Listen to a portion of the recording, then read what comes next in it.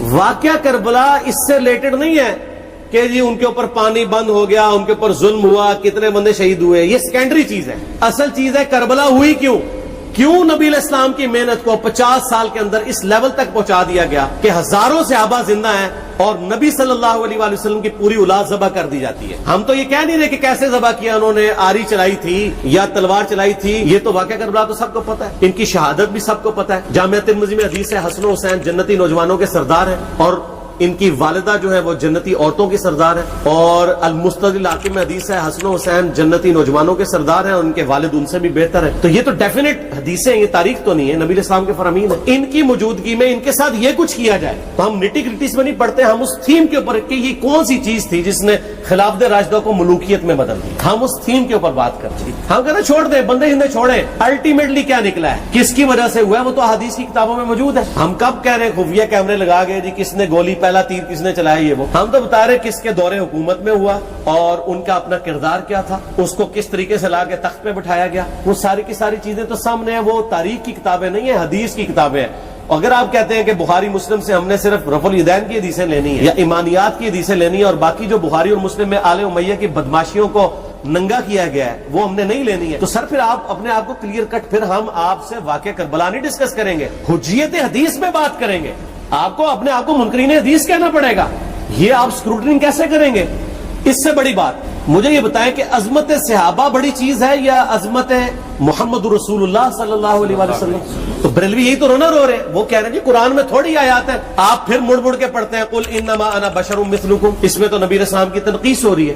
تو ہم ان کو کیا کہتے ہیں کہ تنقیص مقصد نہیں، نعوذ باللہ نہ ہو رہی ہے، آپ افضل البشر ہیں لیکن آپ کی اسپیشیز بشر ہے، یہ ہم اپنا عقیدہ سمجھتے ہیں، وہ اس کو تنقیص شمار کرتے ہیں. تو پھر اس وقت آپ بھی بریلویوں کی بات مان کے تو یہ آیات پڑھنا چھوڑ دیا. آپ کہتے ہیں نہیں آیات ہے کیوں نہ بیان کریں، تو ہم بھی کہتے ہیں احادیث ہے کیوں نہ بیان کریں. کہ صحیح بخاری میں حدیث ہے 2812 عمار کو ایک باغی جماعت قتل کرے گی، وہ جماعت دوزخ کی طرف بلا رہی ہوگی اور عمار ان کو اللہ اور جنت کی طرف بلا رہا ہوگا. اب اس کے نرغے میں جو آتا ہے وہ آئے، میں اپنے نبی سے ٹکر لے لوں.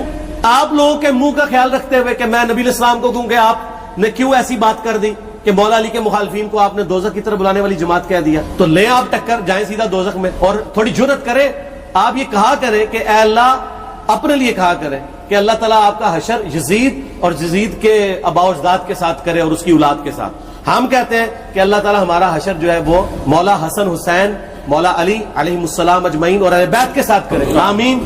اور آپ میں تو اتنی جرت نہیں آپ یہ بات بھی کر سکیں کیونکہ ان کو پتہ ہے.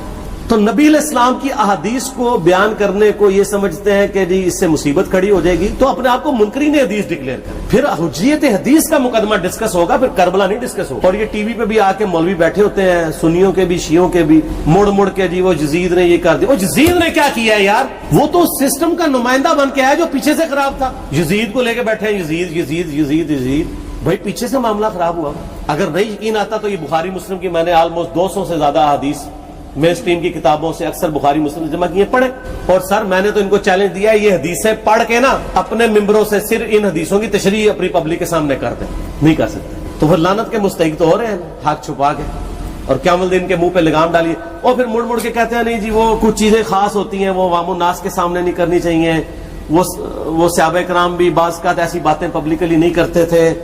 میں نے اس کے اوپر بڑا ایک میرا کلپ ہے یوٹیوب پہ، مولا علی سے متعلق 5 جھوٹ، تو میں نے کافی ساری چیزیں اس میں ڈسکس کی ہیں. لیکن میں یہ کہتا ہوں کہ اللہ کے بندو، جو چیزیں نبی علیہ السلام نے منع کی ہیں بیان کرنے سے وہ تو ہم ڈسکس کر بھی نہیں رہے. میں نے آج تک آپ کو منافقین کے نام بتائے، آپ نے حذیفہ ابن یمان کو بتائے تھے نا آپ صلی اللہ علیہ وآلہ وسلم نے، صحیح بخاری میں آتا ہے. تو میں نے آپ کو بتائے، آپ رازدار رسول تھے، وہ ختم ہوگی بات. میں نے کبھی ڈسکس کی ہے؟ اگرچہ میں نے صحیح مسلم کی حدیث 7035 نمبر ڈسکس کی ہے کہ نبی علیہ السلام نے فرمایا میرے صحابہ میں 12 منافق ہیں، وہ کبھی بھی جنت میں داخل نہیں ہوں گے یہاں تک کہ سوئی کے ناکے سے اونٹ نہ گزر جائے، اور ان میں سے 8 ایسا ہے جس کی کمر پہ دوبیلا پھوڑا نکلے گا. میں نے آج تک آپ کو بتایا کہ کس کس کی کمر پہ دوبیلا پھوڑا نکلا اور اس کی موت اسی پھوڑے میں ہوئی ہے، بتایا؟ تو میں تو وہ چیزیں ڈسکس بھی نہیں کر رہا، میں وہ چیزیں ڈسکس کر رہا ہوں جو نبی علیہ السلام نے علامات النبوہ میں بتائی ہیں. یہ امام بخاری حدیث نبوت کی دلیل کے چیپٹر میں لے کے آئے ہیں، اور امام بہقی نے 3500 احادیث پر مشتمل ایک کتاب لکھی ہے دلائل النبوہ، کہ ہم نبی صلی اللہ علیہ وسلم کو نبی کیوں مانتے ہیں. اس کے اوپر, اور اس میں یہ ساری حدیثیں عمار بن یاسر کے قتل والی لے کے آئے ہیں, بتانے کے لیے کہ دیکھیں ہمارے نبی علیہ السلام کی نبوت کی دلیل ہے کہ آپ نے اپنی وفات کے آلموسٹ 30 سال کے بعد ہونے والے واقعے کو پہلے ہی بتا دیا. یہ حدیثیں چھپانے والی نہیں, بیان کرنے والی ہیں. علامات النبوہ کی حدیثیں آپ کہتے ہیں چھپائیں. اگر کوئی حدیث دنیا میں نہیں چھپائی جا سکتی نا تو علامات النبوہ والی حدیث ہے, کیونکہ وہ تو نبی صلی اللہ علیہ وسلم کی نبوت کو جسٹیفائی کرتی ہے. ورنہ میرا ایک معصومانہ سوال ہے کہ نبی صلی اللہ علیہ وسلم نے یہ باتیں کر کے ان کے زوم میں نعوذ باللہ امت کو مصیبت میں ڈال دیا. آپ نے خود ہی فرمایا کہ یہ ہوگا. کیوں فرمایا آپ نے؟ میں تو بیان کر کے مجرم ہوں, تو جس نے مجھے خبر دی ہے ان کے بارے میں آپ کا کیا خیال ہے؟ یہ مسند احمد کی حدیث یہ میں نے گھر بیٹھ کے بنائی ہے کہ میری بیوی کا کیا حال ہوگا جس پہ حوض کے کتے بھونکیں گے. تو سیدہ عائشہ سے مجھ سے زیادہ نبی الاسلام کو محبت تھی, لیکن آپ اللہ کے پیغمبر تھے, آپ نے اپنے گھر کی خبر بھی نہیں چھپائی, بتا دی کہ یہ ہوگا. اور اس سے بڑھ کے آپ صحیح بخاری میں دیکھیں عمار بن یاسر کا خطبہ ہے. میں نے یہ سارا, پریشان نہیں ہونا, یہ ریسرچ پیپر میں سارا کچھ موجود ہے اور کوئی چیز بھی ایسی نہیں جو اس میں سکپ ہو. صحیح بخاری میں خطبہ ہے کہ عمار بن یاسر کو مولا علی نے بھیجا کوفے میں. کوفے والے نیوٹرل ہو گئے تھے کیونکہ بصرہ سے سیدہ عائشہ آ رہی تھیں, اور وہاں پہ انہوں نے کہا نہ ہم سیدہ عائشہ کا ساتھ دیں گے نہ مولا علی کا دیں گے. تو عمار بن یاسر کو تیار کرنے کے لیے, یعنی وہاں کے جو عوام تھی اس قتال کے لیے, مولا علی نے بھیجا. تو سیدنا عمار بن یاسر نے وہاں پہ کوفے کے ممبر پہ خطبہ دیا. بخاری کے الفاظ ہیں, اوپر والی سیڑھی پہ عمار بن یاسر نے حسن ابن علی کو بٹھایا, حالانکہ حسن ابن علی سے 4 گنا بڑی عمر تھی عمار ابن یاسر کی, 90 پلس ہو چکے ہوئے تھے, 3-4 گنا ان کی عمر تھی, لیکن اہل بیت کا احترام کیا. خود نچلی سیڑھی پہ بیٹھے. بخاری کے الفاظ ہیں کہ اے لوگو اللہ نے تمہیں آزمایا ہے, ایک طرف دنیا اور آخرت میں تمہارے نبی کی بیوی ہے سیدہ عائشہ, دنیا اور آخرت میں, یعنی عزت اپنی جگہ قائم. یہاں لوگ سمجھتے ہیں کسی کی غلطی آ گئی تو پتہ نہیں کیا ہو گیا, وہ یار اس کا مرتبہ اپنی جگہ ہے, غلطی اپنی جگہ ہے, پیغمبر نہیں ہے وہ. اور دوسری طرف علی ابن ابی طالب ہے.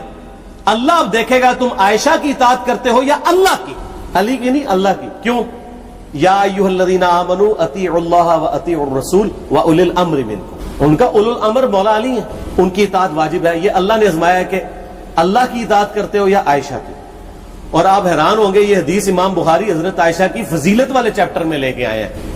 اگر امام بخاری مشورہ کر لیتے نا ناسبیوں سے تو انہوں نے کہا تھا سر آخری صحیح رکھو, پچھلا رہن دو, بلکہ پچھلے والا رکھو آخری والا رہن دو. کہ عائشہ دنیا اور آخرت میں, وہ حدیث گھڑنے کا میں آپ کو طریقہ بتاتا ہوں, کاٹ چھانٹ کرنے کا. وہ آدھی حدیثیں لکھتے ہیں, آدھی حدیث ایسے لکھتے ہیں امام بخاری کہ سیدہ عمار بن یاسر نے خطبے کے دوران فرمایا کہ سیدہ عائشہ دنیا اور آخرت میں تمہارے نبی کی بیوی ہے, بس. لیکن امام بخاری نے پوری حدیث لی, آگے وہ بھی ڈالا ہے کہ اللہ آزما رہا ہے کہ عائشہ کی اطاعت کرتے ہو یا اللہ کی, جیسے آپ کے علماء کر رہے ہیں. صحیح مسلم کی حدیث 6488 آدھی بیان کرتے ہیں سارے مولوی, بریلوی, دیوبندی, اہل حدیث سب. میرے صحابہ کو برا مت کہو, اگر تم میں سے کسی نے احد پہاڑ کے برابر بھی سونا خیرات کر دیا اور میرے صحابہ نے 1 مد یعنی 600 گرام خیرات کی, آدھا کلو, اس کے آدھے کو بھی نہیں پہنچ سکتے, بس.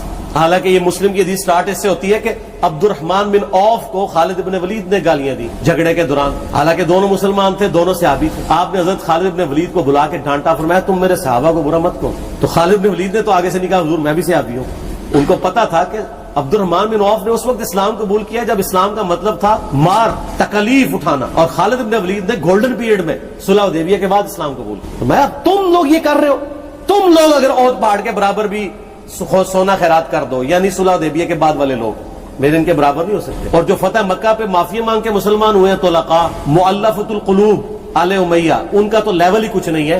یہاں تو خالد بن ولید کے بارے میں یہ بات کی جا رہی ہے, اور پھر وہ مؤلفۃ القلوب اپنے زمانے میں ممبروں پہ سب و شتم کروائے سیدنا علی پر. تو سب سے پہلے تو ان کو کہنا چاہیے جن کے بارے میں حدیث تھی کہ تم صحابہ کو گالی مت دینا. ہم نے تو خیر کبھی دی بھی نہیں ہے. اور میں یہ آخری جملہ ان کو ایسا بولتا ہوں کہ جو ان کے دماغ تک ڈرل کر جائے گا کہ آل امیہ نے جو کچھ اپنے دور کے اندر سیدنا علی کی گستاخیاں کی ہیں نا, ہم نے تو ویسی کوئی ایک گستاخی بھی آل امیہ کے بارے میں نہیں کی ہے. میں نے آج تک آل امیہ کے اوپر بائی نیم کسی کے اوپر لعنت کی ہے, حالانکہ یہ مولا علی پہ کرتے رہے. یہ ہے لعنتی خود ہو گئے نا, جب مولا علی پہ لعنت کی تو لوٹ آئی. مسند ابی یعلا میں صحیح سند کے ساتھ حدیث موجود ہے, مسند احمد میں بھی موجود ہے کہ سیدنا علی کو جس نے گالی دی اس نے رسول اللہ کو گالی دی صلی اللہ علیہ وسلم. جب ام سلمہ نے کہا تھا, شیخ زبیر صاحب نے اس کو تحکیم میں صحیح لکھا ہوا ہے فٹ نوٹ کے اوپر, کہ لوگوں تمہارے ممبروں پر رسول اللہ کو گالیاں دی جاتی ہیں. تو انہوں نے کہا معاذ اللہ ہم کب کہیں گے, ایسا نہیں ہو سکتا. تو ام سلمہ نے کہا تم لوگ علی اور اس سے محبت کرنے والوں پہ گالی گلوچ نہیں کرتے ہو کیا؟ جبکہ میں نبی کی بیوی کہتی ہوں کہ سب سے زیادہ رسول اللہ سے محبت, سیدنا علی سے محبت نبی صلی اللہ علیہ وآلہ وسلم کرتے تھے. لہٰذا جب یہ تم کہتے ہو نا علی پر لعنت, علی سے محبت کرنے والوں پہ لعنت, تو یہ لعنت تو تم نبی علیہ السلام تک لے کے جا رہے ہو نعوذ باللہ, کیونکہ علی سے محبت کرنے والا پہلے نمبر پہ نبی صلی اللہ علیہ وآلہ وسلم ہے. اور پھر کہتے ہیں سب کا مطلب وہ تنقید ہے. اور نہ, پرانیاں گلاں, پرانے بابے, پرانے بزرگ, جھوٹے ہو. صحیح مسلم کھولو 6229 غدیر خم سے اگلی حدیث, لعن اللہ ابا التراب کے الفاظ ہیں, مٹی والے ابن ابی طالب پر لعنت, یہ الفاظ موجود ہیں. سب کا ترجمہ لعنت ہی ہے, تنقید نہیں ہے. اچھا پھر میرا معصومانہ سوال ہے کہ اس کا مطلب ہے صحابہ پہ تنقید کرنا اچھا کام ہے؟ کہیں گے نہیں. تو بتاؤ یہ برا کام کون کرتا تھا؟ شیعہ کا ابا کون ہے؟ رافضیوں کا ابا کون ہے؟ آل امیہ. تو لہذا شیعہ نو میں کہنا کہ تسی شیخین کے اوپر بکواس اور تبرہ کرنے کی بجائے نا آپ لوگوں کو حقائق بتائیں کہ ٹوٹی کمند کہاں. یہ سب مجرمین آل امیہ, اور یہ آل امیہ اور بنو ہاشم کی لڑائیاں نبی علیہ السلام کی بعثت سے پہلے چل رہی تھی, صدیوں سے چل رہی تھی. وہ تو پھر اللہ نے بنو ہاشم کو نبوت کے لیے چنا تو ان کو یہ پھر جیلسی ہضم نہیں ہوئی, وہ چیز آگے چلتی ہے. خیر چھوڑ دیں, ایک تلخ ٹاپک ہے. صلاۃ بر محمد و آل محمد, اللہم صلی علی محمد و علی آل محمد.